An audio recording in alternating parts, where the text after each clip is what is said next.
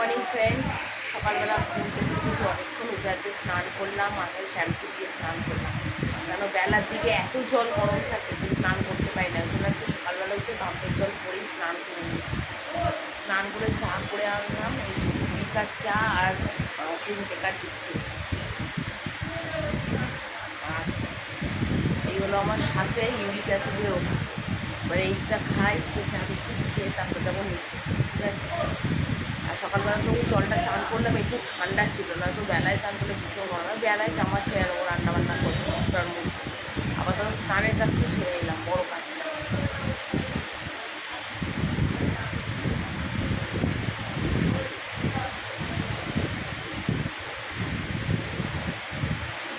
চলো নিচে যাই, চা খেয়ে কথা বলবো।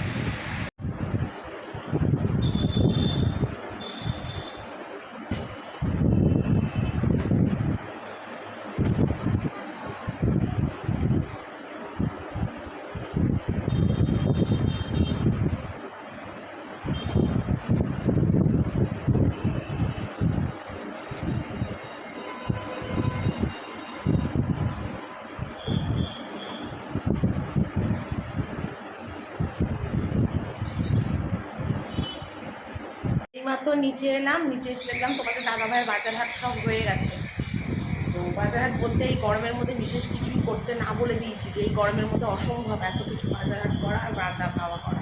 কোনো রকমের যেটুকুনি না করলে নয় সেইটুকুনি।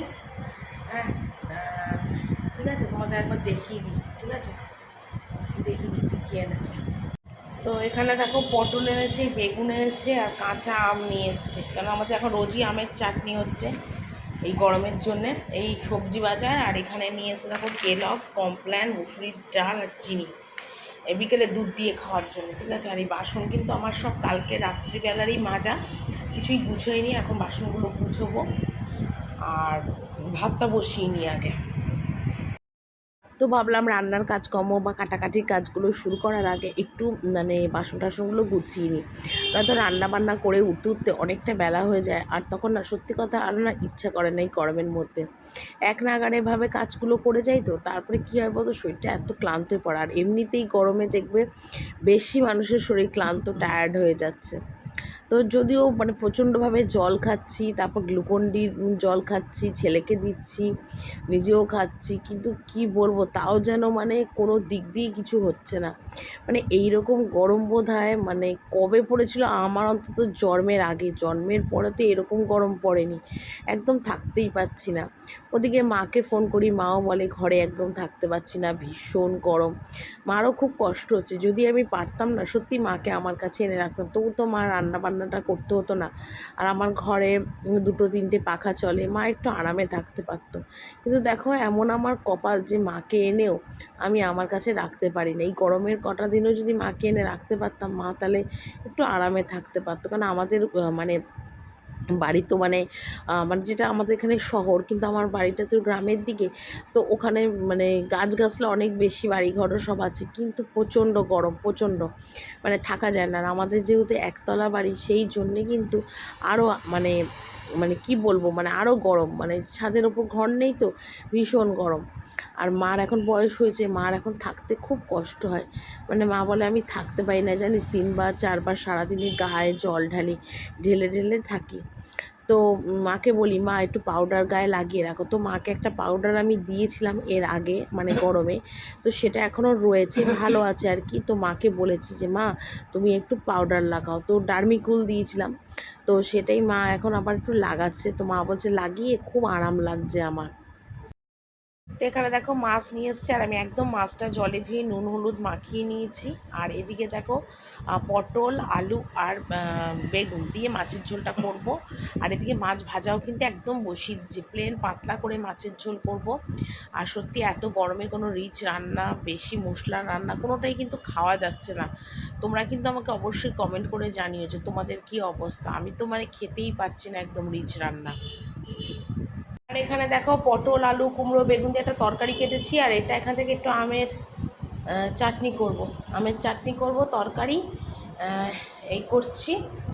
আর এখানে দেখো ডাল সিদ্ধ বসিয়ে দিয়েছি ইন্ডাকশন ওভেনে। আর এখানে মাছ টাছ ভাজা আমার কিন্তু একদম কমপ্লিট। আর এখানে মাছের যে সবজিটা পটল আলু বেগুন সেটাকে ভেজে একদম হালকা করে রান্না করছি এত গরমের মধ্যে। আর বাইরের রোদটা দেখো, ও মাই গড কি গরম ভাই রোদ। কোনো রকমে এখন রান্না করে ওপরে যেতে পারলে ব্যাস। এদিকে দেখো ছেলেকে খেতে দিলাম দুটো মাছ, অল্প করে ভাত, এখানে পাঁচ তরকারি আর এখানে ডাল, এই দিয়ে খেতে দিচ্ছি। আর আমি খাইয়ে দেবো না তো আবার ফেলবে। কি হয়নি তো হাত ধুয়েছিস? বস খাইয়ে দি।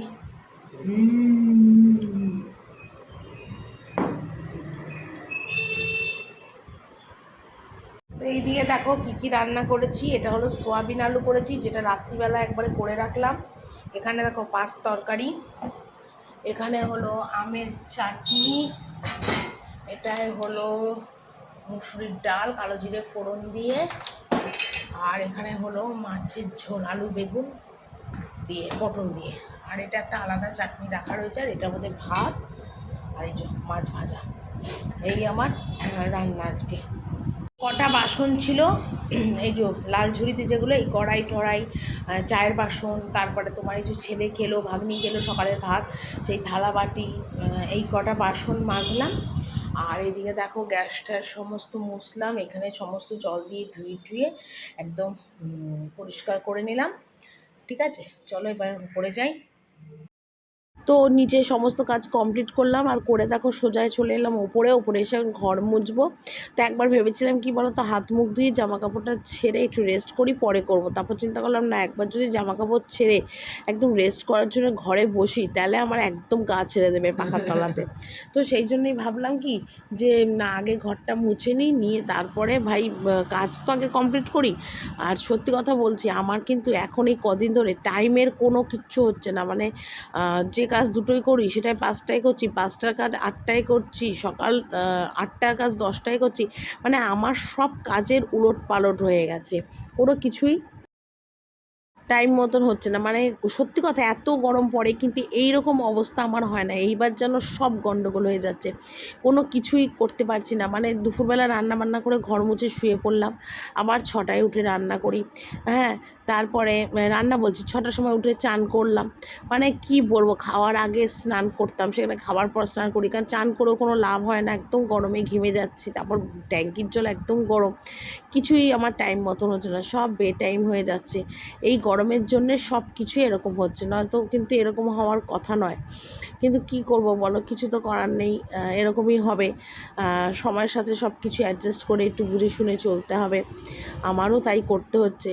আর একটু বৃষ্টি বৃষ্টি হলে তবে গিয়ে কিন্তু সমস্ত আবার ঠিকঠাক মতো হবে। আর আমার ঘরের মধ্যে পাখা দিয়ে যা অবস্থা হচ্ছে না, তোমাদের আমি বলে বোঝাতে পারবো না। ঘরে 3টে চেয়ার, একটাই জামা কাপড় এনে রাখি, শুকনো জামা কাপড় কাঁচা জামা কাপড়, একটার মধ্যে পাখা আরেকটার মধ্যে পাখা, মানে দুটো টেবিল ফ্যান, আমার একটা ছেলের একটা, মানে দিই আর কি। আবার ওপরে তো সিলিং ফ্যান চলেই। মানে ঘর তো আমার ছোটো, তার মধ্যে 3টে চেয়ারের মধ্যে জিনিস রেখে আমার একদম ঘর গেছে একদম বন্ধ হয়ে। এইমাত্র জামা কাপড় ছেড়ে ঘরে এলাম, সকালেই তো স্নান হয়ে গেছিলো। আর লাইট চলে গেছে, তো সেই কারণের জন্য লাইটের কাজ হচ্ছে, আর লাইট চলে গেছে। আর আমি তো কোনো রকমে গাটা ধুয়ে চলে এলাম, আর ছেলেও স্নান করে এলো। ছেলেকে একটু পাউডার লাগিয়ে দিই, এই যে পন্ডস পাউডার একটু লাগিয়ে দিই ওর গায়ে, কেন গরমের মধ্যে ঘেমে যাচ্ছে পুরো, স্নান করে আর থাকা না থাকা সমান হয়ে গেছে। চলো পাউডার লাগিয়ে দিই বাবু।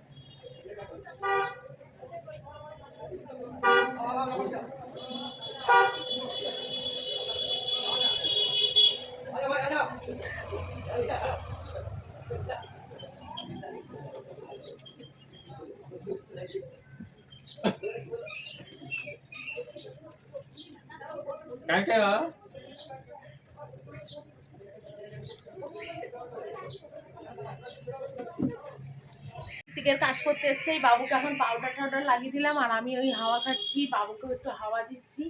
কারণ আমার ছেলে না ভীষণ ঘামে গরমে, আর বলছে নাকি সন্ধ্যে 6টার সময় লাইট আসবে, এতক্ষণ ধরে নাকি ইলেকট্রিকের কাজ হবে। বাপ রে বাপ, কিভাবে থাকবো জানি না ভাই। এখনো দুপুরের ভাত খাওয়া হয়নি, ঘড়িতে বাজছে এখন কটা, 4:15। ভাগ্যিস আমার বাসন মাজাগুলো কমপ্লিট হয়ে গেছিলো, দুবেলা রান্নাটা করে রেখেছিলাম। বাবা এই গরমে তো আরো খারাপ অবস্থা হয়ে যাবে।